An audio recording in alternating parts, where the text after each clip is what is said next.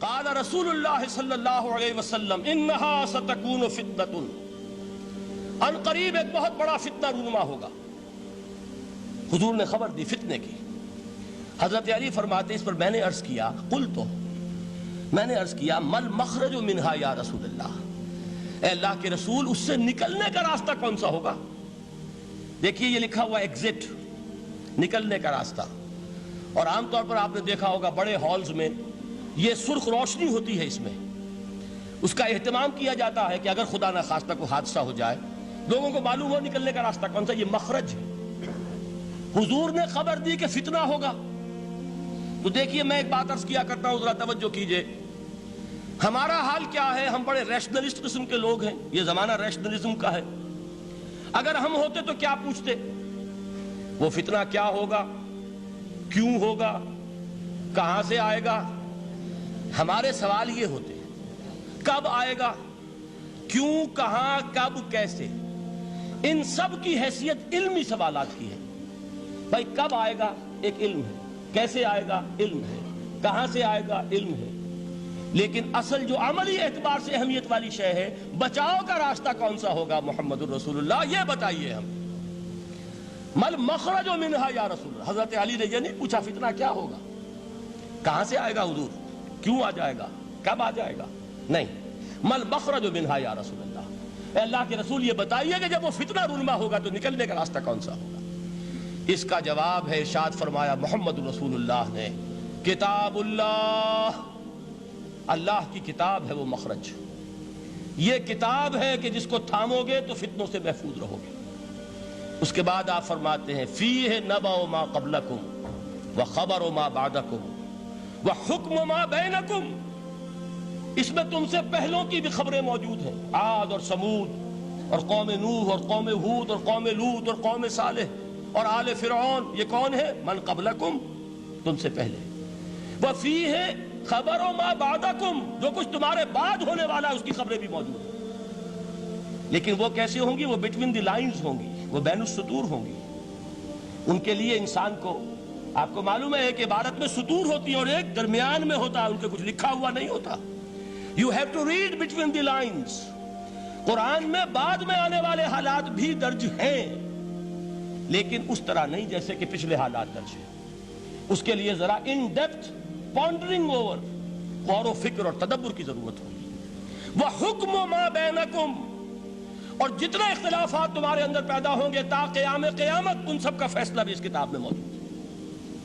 وَهُوَ حَبْلُ اللَّهِ الْمَتِينُ وَهُوَ الذِّكْرُ الْحَكِيمُ، یہی تو ہے وَهُوَ الصِّرَاطُ الْمُسْتَقِيمُ، سیدھا راستہ، اور کون سا؟ یہی قرآن تو ہے۔ ہر رکعت میں کہتے ہو اهْدِنَا الصِّرَاطَ الْمُسْتَقِيمُ، اور قرآن دیا ہوا ہے اس پر غور نہیں کرتے۔ عجیب تماشا ہے ہمارا، نماز کی ہر رکعت میں اهْدِنَا الصِّرَاطَ الْمُسْتَقِيمُ، اور حضور فرمایا وَهُوَ الصِّرَاطُ الْمُسْتَقِيمُ، صراط مستقیم یہ قرآن ہی تو ہے۔ الذکر الحکیم یہ قرآن ہی تو ہے۔ وَهُوَ حَبْلُ اللَّهِ الْمَتِينُ، اور یہی ہے اللہ کی مضبوط رسی۔ آپ نے قاری صاحب سے وہ آیات سنی سورہ آل عمران کی، وَاعْتَصِمُوا بِحَبْلِ اللَّهِ جَمِيعًا وَلَا تَفَرَّقُوا، اللہ کی رسی کو مضبوطی سے مل جل کر تھامو اور تفرقے میں مبتلا نہ ہو۔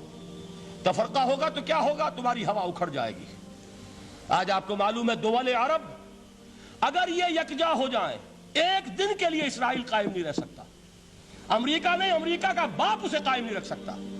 اگر امت عرب ہی جمع ہو جائے، عالم اسلام تو بڑی شے ہے، جو وسائل ان کے پاس ہیں، جو اللہ تعالیٰ نے ان کو نعمتیں عطا فرمائی ہیں، لیکن افتراق، انتشار، اختلاف، جتھے بندی، گروہ بندی، دھڑے بندی، اس نے اسرائیل کا خنجر ان کے سینے میں پیوست کیا ہوا ہے۔ اس لیے کہ فَتَذْهَبَ رِيحُكُمْ، اگر تم اختلاف کرو گے تو تمہاری ہوا اکھڑ جائے گی، آج وہ ہوا اکھڑ چکی ہے۔ تو فرمایا وَاعْتَصِمُوا بِحَبْلِ اللَّهِ جَمِيعًا وَلَا تَفَرَّقُوا، اللہ کی رسی کو مضبوطی کے ساتھ مل جل کر تھامو اور تفرقے میں مت پڑو۔ حضور فرما رہے ہیں وہ اللہ کی رسی کون سی؟ ہوا حبل اللہ المتین، یہی قرآن ہے اللہ کی مضبوط رسی۔ علامہ اقبال نے کیا خوب کہا ہے، علامہ اقبال نے قرآن اور حدیث کے حقائق کو جس طریقے سے اشعار کا جامع پہنایا ہے، وہ تو خود کہتے ہیں گوہر دریائے قرآن سفتام، میں نے قرآن مجید کے دریا سے موتی نکال کر اپنے اشعار کے اندر میں نے چن دیے ہیں، میرا کام اور کچھ نہیں ہے۔ موتی کوئی بھی غواص پیدا نہیں کرتا، دریا کی گہرائی سے نکال لاتا ہے۔ یہ میری حکمت نہیں ہے جو میرے اشعار میں ہے، یہ میں نے قرآن مجید کے دریا میں غوطہ زنی کر کے اس سے یہ موتی نکالے، گوہر دریائے قرآن سفتام۔ اب دیکھیے اسی حدیث کے اس ٹکڑے کو کیسے شعر میں لائے ہیں۔ از یک آئینی مسلمان زندہ است، پے کرے ملت سے قرآن زندہ ہست۔ مسلمان کی زندگی تو ایک آئین کے بدولت ہے، یہ آئین قرآن، جو کہا تھا کبھی قائد اعظم مرحوم نے جب پوچھا گیا تھا کہ آپ کے پاکستان کا دستور کیا ہوگا، کیا فرمایا تھا یاد کیجئے کہ ہمیں کسی نئے دستور کی ضرورت نہیں، ہمارا دستور 1400 برس پہلے طے ہو چکا ہے۔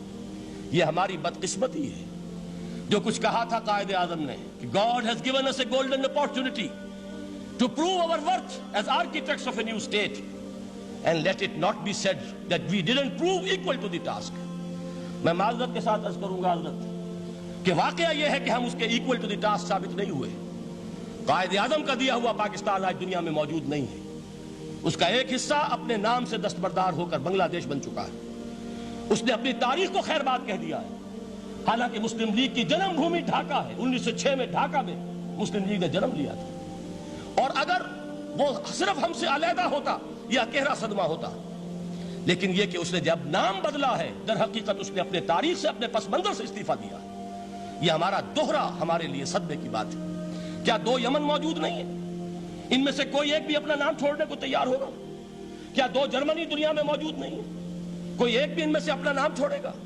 کیا 2 کوریا نہیں ہے؟ 2 ویتنام نہیں ہے؟ تو کیا 2 پاکستان نہیں ہو سکتے تھے؟ ہو سکتے تھے۔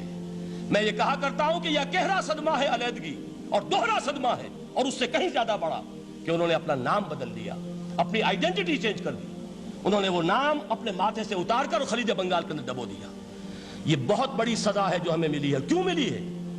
کہ ہم نے 25 برس تک اس قائد جس کو کہا تھا کہ وہ ہمارا آئین ہے، اس کو آئین نہیں بنایا۔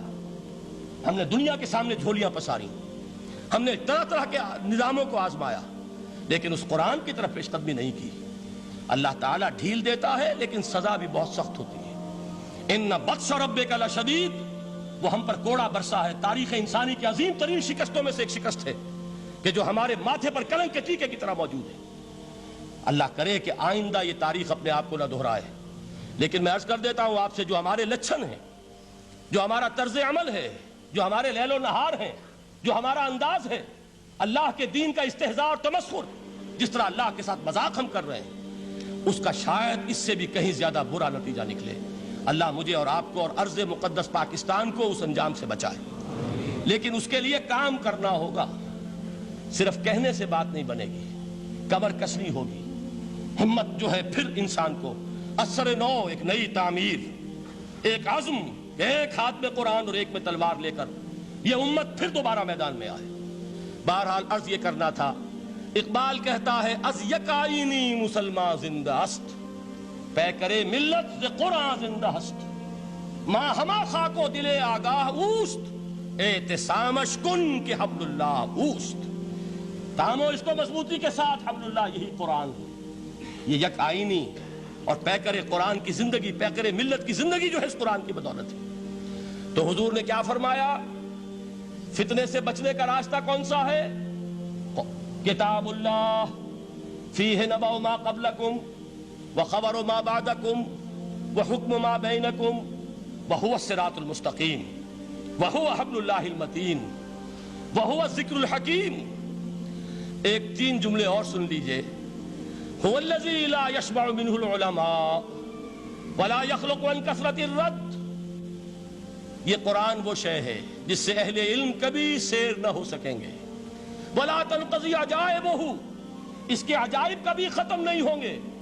یہ ہیروں کی وہ کان نہیں ہے کہ جو کبھی خالی ہو جائے کہ سارے ہیرے نکل چکے، اب مزید ہیرے نہیں ہیں، نہیں، علم اور حکمت کے ہیرے اور ہدایت اور حکمت کے موتی اس میں سے ابد الآباد تک نکلتے رہیں گے۔ ضرورت صرف کھودنے کی ہے۔ میں نے وہ لفظ استعمال کیا تھا، آج کا قرآن کھودنا ہوگا، آج کی ہدایت اس قرآن سے نکالنی ہوگی۔ قرآن جب نازل ہوا آن دی سرفیس، بالکل ظاہر وہ تھی اس کی ہدایت جو اس دور کے لیے ضروری تھی۔ ہمیشہ کی ہدایت اس کے اندر رکھ دی گئی ہے، اس میں مضمر ہے، اس میں چھپی ہوئی ہے، اس کے لیے تدبر کی ضرورت ہے۔ کتاب انزلناہ الیک مبارک لِيَدَّبَّرُوا آیَاتِهِ وَلِيَتَذَكَّرَ أُولُو الْأَلْبَابِ، لوگ تدبر کریں، اس کی گہرائیوں کے اندر غوطہ زنی کریں۔ لا تنقضی عجائبہ، اس کے عجائب کبھی ختم نہیں ہوں گے۔ ولا یشبع منہ العلماء، اہل علم کبھی اس سے سیر نہیں ہوں گے۔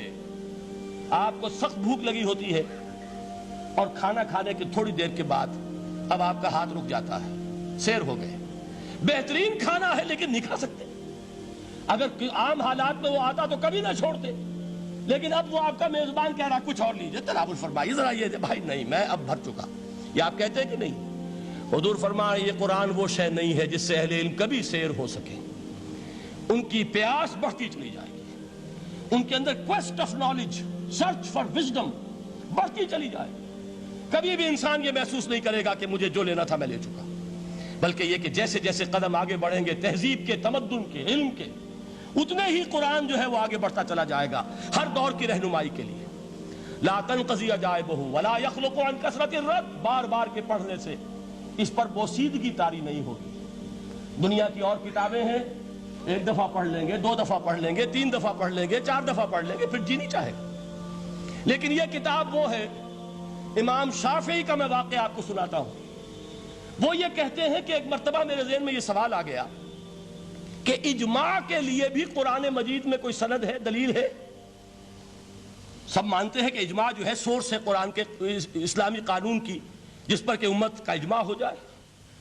تو کہتے ہیں میں نے 300 مرتبہ قرآن پڑھا اول سے آخر تک، صرف اس دلیل کی تلاش میں۔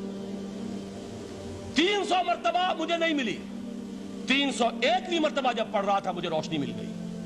وہ یبتغی غیر سبیل المومنین کے جو الفاظ آئے ہیں، نولیہ ما تولی ونصلہ جہنم، جو کوئی شخص مسلمانوں کے راستے کو چھوڑ کر کوئی اور راستہ اختیار کرے گا ہم اسے اسی کے حوالے کر دیں گے اور جہنم میں پہنچا دیں گے۔